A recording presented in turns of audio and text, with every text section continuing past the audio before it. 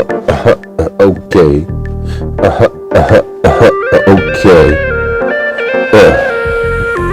Here we go, and then we riding down the block, cause you know we're gonna do it, cause you know we don't stop. Here we go, and we going around, every time we do it, cause we like the James Brown, taking over the world, doing what we do, every time we do it, Simply Dee Jay Show through. If you wanna see what the world really say, let me show you, open it up, and let's get it in today. The Simply Dee Jay Show right here, right now, it don't matter how you wanna really get down. I can bring it on the level, don't you understand? I can bring it on the level, don't you understand? If I wanna represent anything, anybody, anywhere, it don't matter, cause I'm a hottie in the world. Hardest faster. Welcome to the Simply Dee Jay Show. I hope everybody's having a good day. I am. It's been pretty good. I don't have a whole lot to complain about. Life is life, and as we continue on journeys, we see things happening and unfolding in our lives, and well, that's a good thing.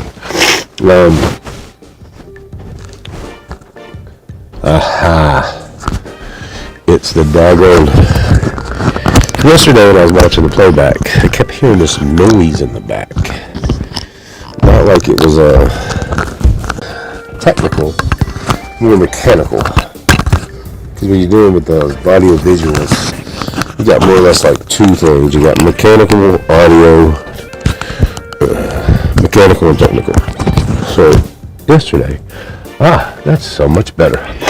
So yesterday I started getting into what people would say would be the crucifixion, talking about God and what He did for us on the cross with His Son Jesus.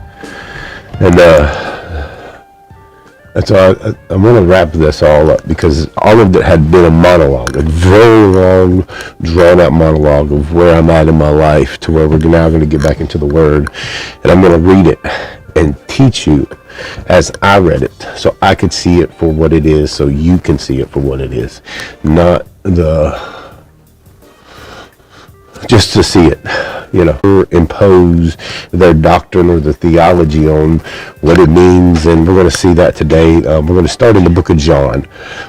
So we start in John. Why would I say start in John? Well, John is a very unique character in the Word.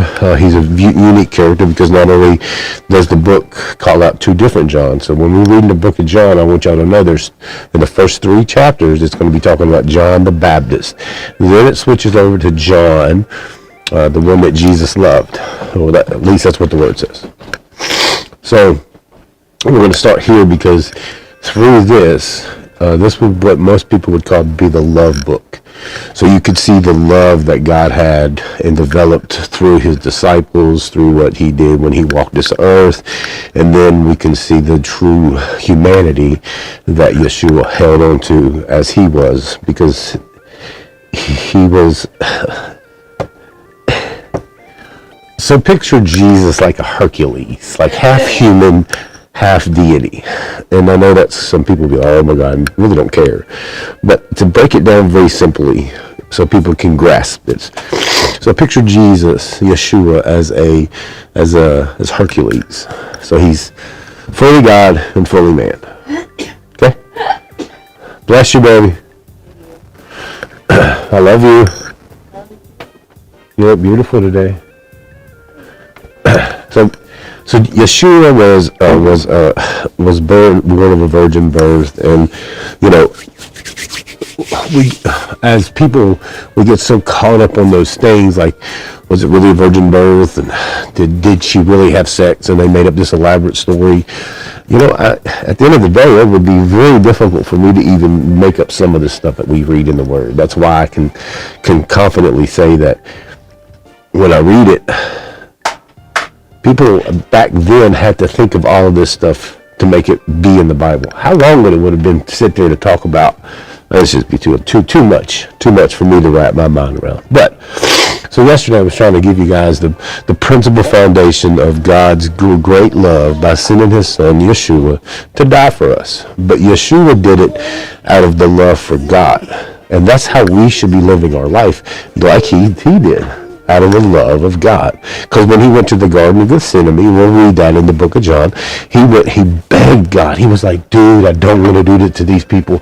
These people done betrayed me. I done healed them. They done mocked me. They done smacked me. They done all this. He was like, I don't want to do none of it. None of it. He said, please take this cup. Please take. He begged him to where he was bleeding. Okay? But at the end of the day, he went and did his Father's will. That's what we should be doing. So, for... Hey, buddy. Do what? Oh.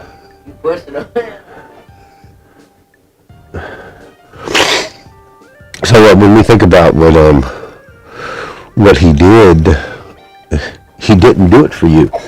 And that's what I was telling you yesterday. He didn't do it for you. He didn't do it for me. He did it because God asked him to. So you know one of the things about the movement ministry is will you go? It's Isaiah 6:8, and it says for the man of Isaiah walked into the cherubims, and in the cherubims sat in a great corner. And God looked down and said, who will I send, and who will go for us? Isaiah says, send me. Verse 6, 9, and 10 gives us a prophecy of that there will be days and times in the world where this message won't be heard, this message won't be received. But we already know that, okay? This is just what it is. We already know that. All right. So, back to Yeshua and dying for us.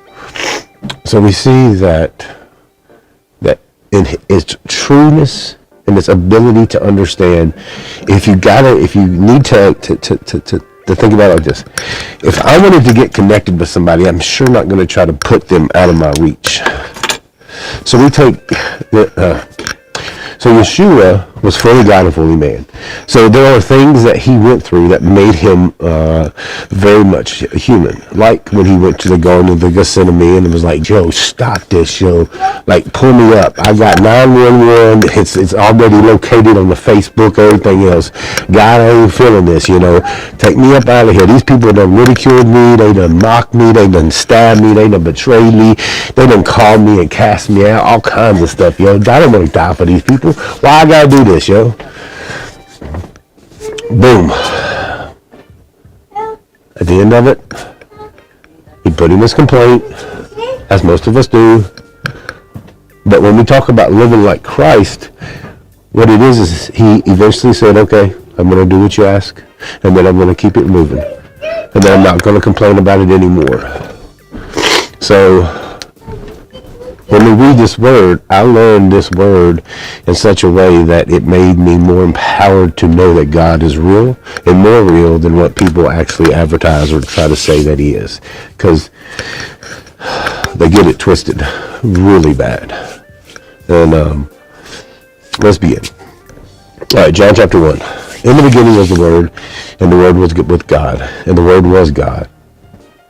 He was with God in the beginning. All things were created through him, and apart.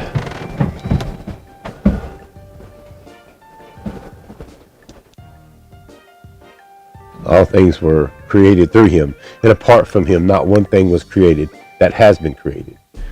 In him was life, and that life was the light of men that shines in the darkness, and yet the darkness did not overcome it. There was a man sent from God whose name was John. He came as a witness to testify about the light, so that all might believe through him. He was not the light, but he came to testify about the light, the true light that gives to everyone who's coming into the world. Now, I'm going to stop 9 verses in. When you take the time and read this for exactly what it says. In the beginning was the Word, and the Word was with God, and the Word was God. If you go back and you reference it back to Genesis chapter 1, he's repeating what the Torah was saying. He was repeating that in Genesis chapter 1. Wish I had my Bible, but I don't. Shoot.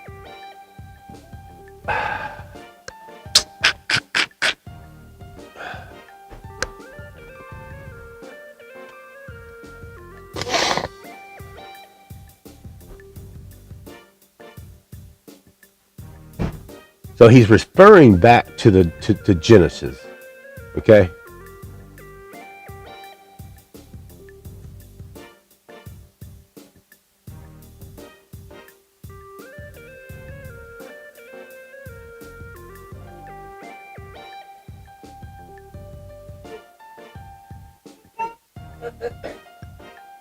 Huh.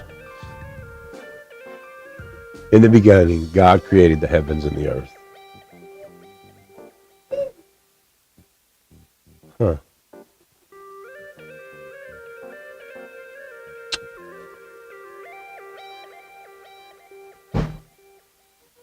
All right, so back to John.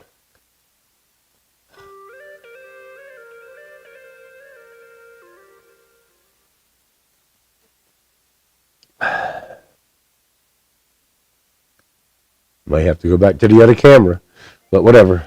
The way it was yesterday. That's all right.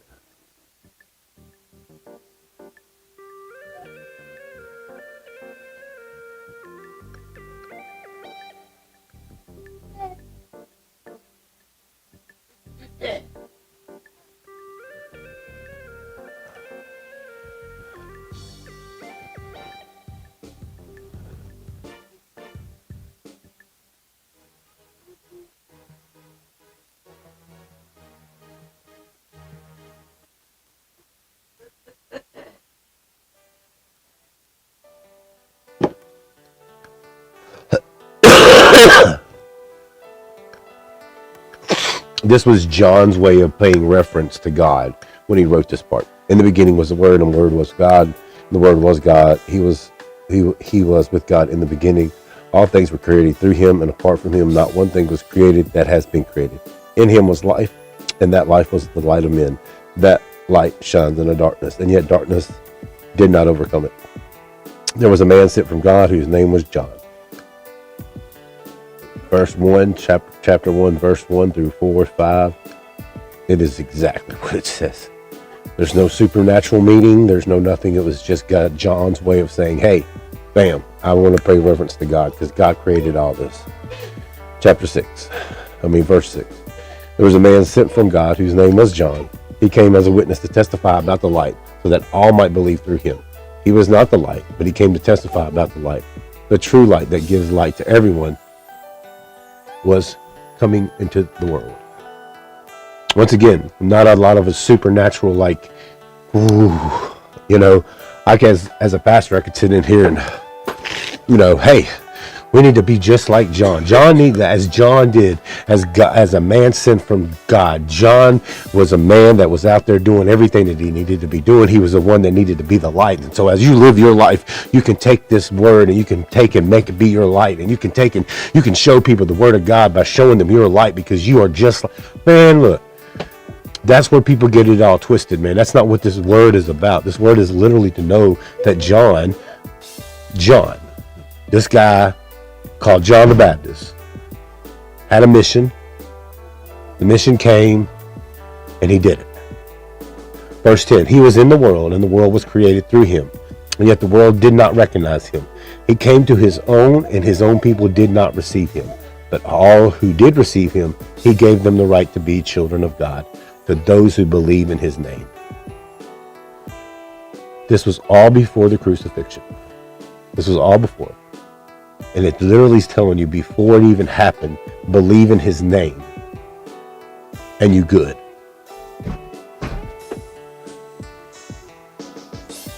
That's the power of God.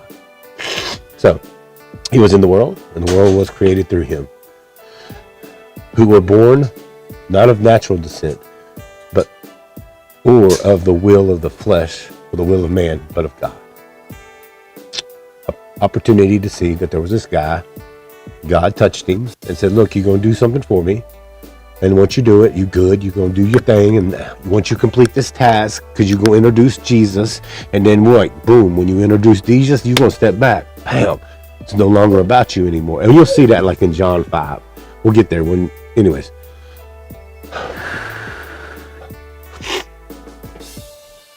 So he had already put pressure at this point in time, this man out in the wilderness that nobody even heard of. We're getting ready to come up on verse 19, right? The Word became flesh and dwelt among us. We observed his glory, the glory as the one and only Son from the Father, full of grace and truth. John testified concerning him and exclaimed, this was the one of whom I said, the one coming after me ranks ahead of me, but he existed before me. Indeed, we all have received grace upon grace from his fullness. For the law was given through Moses. Grace and truth came from Christ. No one has ever seen God. The one and only Son, who is himself God and is at the Father's side, has revealed him. So,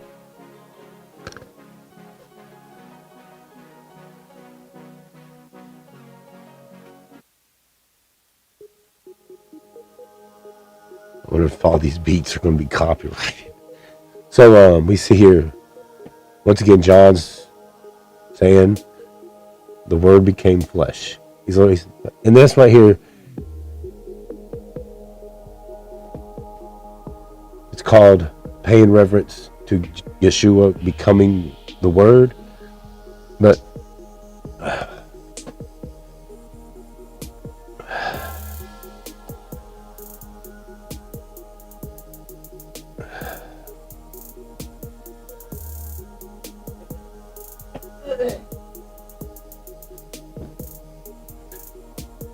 this is where sometimes it gets tricky, because if you read this is actually like a past tense statement, like as if he's already seen Yeshua, which I think they already had, because they had already been cousins. So when you read that, you'll be like, how does that add up? He's already saying this is already happening, but yet Yeshua hadn't even been on the scene yet. They were cousins. John the Baptist and Yeshua were cousins. Right. John the Baptist's testimony. 19. This was John's testimony when the Jews from Jerusalem sent priests and Levites to ask him, "Who are you?" He didn't deny it, but confessed, "I am not the Messiah." What then? They asked him, "Are you Elijah?" "I am not." "Are you the prophet?" "No." "Who are you then?" "We need to give an answer to those who sent us. What can you tell us about yourself?" He said, "I am a voice crying out into the wilderness, make straight the way of the Lord." Just as Isaiah the prophet said. Now they had been sent from the Pharisees, so they asked him, "Why then do you baptize if you aren't the Messiah or Elijah or the prophet?" "I baptize with water," John answered. "Some stands among you, but you do not know him. He is the one coming after me, whose sandal strap I am not worthy to untie." All this happened in Bethany, across the Jordan, where John was baptized. So,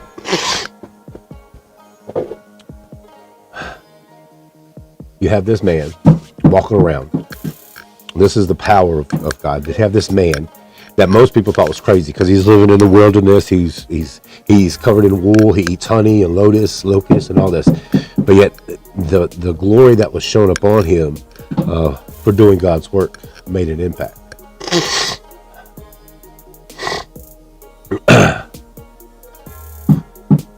But in all that, he never took any glory from God. He never took anything from God. He just kept moving. Why is this important? Because John the Baptist is the first person to get us to see that if you just do what God asks of you, you be good. Now, John had his own problems with following. At some point in time, he was like, "Hey, you said that I was going to do this, and you say you're this, but you're not." But this book was wrote, this time frame. I want you guys to understand what's happening in this time frame. There's a lot going on. So in the Jewish culture right then and there, there's coming up to be big tensions between the Roman Empire and the Jewish culture, right? And so at that point in time, the Jewish Pharisees and the Sadducees afraid, there was so much tension that they were afraid that there would be people that would rise up and cause a insurrection, man, I can't believe I just said that word on Facebook. Probably get canceled today. But so they were always so scared. So anybody that did something out of the norm, they wanted to talk about it. So this was just this average guy, and he was able to go and be in front of these people because of what was going on. And it was so important that they had to know it at this point in time because of what was happening. The tensions between Rome and the Jews were growing constantly on a daily basis. There was so much more going on in the world at this time. Matter of fact, hold up, I'll be right back.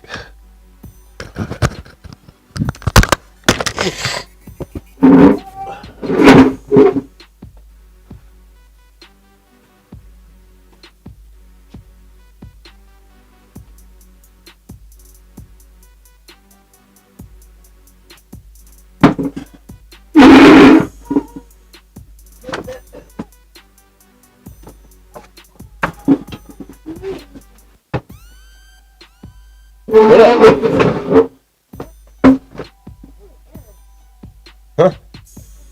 It's a time, of history. I'm a history buff, dude. I love history. So look, real quick. I don't know if you can see it, but we're going to try it. So like, look, here's when Jesus died.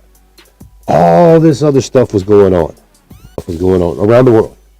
So this moment right here of his crucifixion, people in Asia Minor probably didn't even hear about it. There was only a select few people. All right, I'll leave you guys. I'll be right back.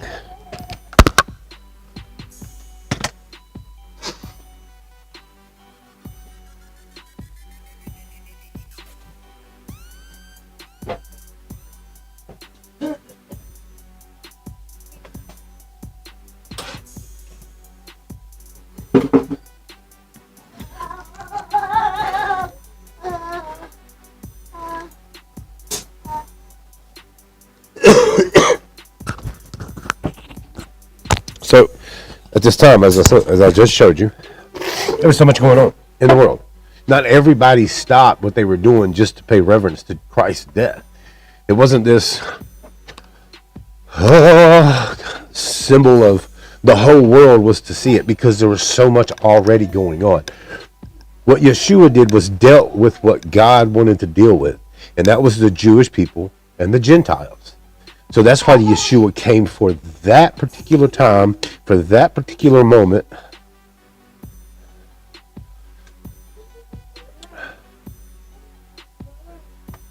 So as